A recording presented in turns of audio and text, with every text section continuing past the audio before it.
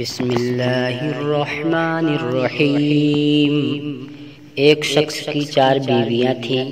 چوتھی بیوی سے وہ بہت محبت کرتا تھا اور اس کو بنانے سنوارنے میں ہر وقت لگا رہتا۔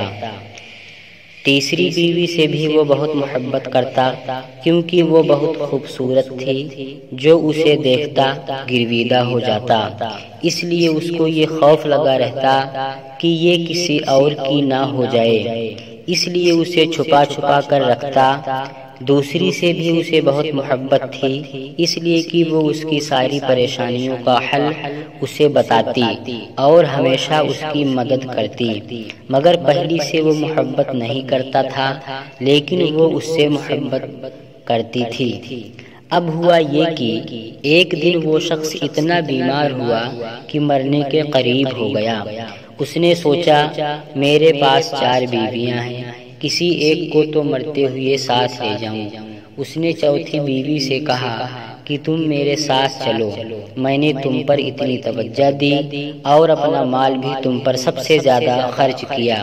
جواب میں اس نے صاف صاف انکار کر دیا۔ جب تیسری بیوی سے کہا تو اس نے جواب دیا کہ دنیا میں میرے چاہنے والے ابھی بہت ہیں، میں کسی کی بھی ہو جاؤں گی۔ دوسری بیوی نے کہا میں صرف قبر تک تو ساتھ آ جاؤں گی، مگر اس سے آگے میں نہیں آ سکتی۔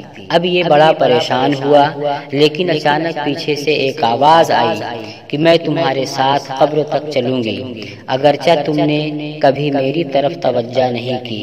جب اس نے پیچھے مڑ کر دیکھا تو اس کی پہلی بیوی تھی، جو عدم توجہی اور غذا کی کمی کی وجہ سے بالکل کمزور ہو چکی تھی، جس کے سبب قبر میں اس کے کام کی نہ تھی۔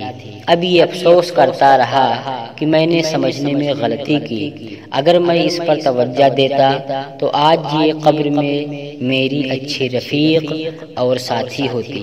وضاحت ایکسپلینیشن۔ چوتھی بیوی سے مراد ہمارے اعضاء تھے، جن کو بنانے سنوارنے میں ہم لگے رہتے ہیں، مگر مرتے ہی یہ ہمارا ساتھ چھوڑ دیتے ہیں۔ تیسری بیوی سے مراد ہمارا مال و دولت، جائیداد وغیرہ ہے کہ ساری زندگی لوگوں سے چھپا کر رکھا، مگر مرنے کے بعد یہ دوسروں کے ہو جاتے ہیں۔ دوسری بیوی سے مراد ہمارے اہل و عیال، رشتہ دار اور دوست احباب ہیں۔ دنیا میں یہی لوگ ہمارے کام آتے، ہمارے مسائل حل کرواتے، ہم ان سے جتنی اور جیسی چاہے مدد لیتے، مگر یہ لوگ بھی زیادہ سے زیادہ قبر تک ہمارے ساتھ رہتے ہیں۔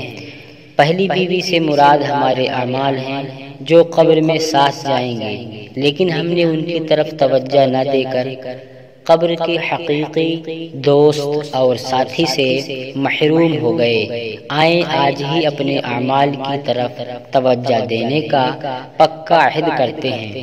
اللہ تعالی ہمیں عہد میں ثابت قدم رہنے کی توفیق عطا فرمائے۔ آمین ثم آمین۔ وما علینا الا البلاغ۔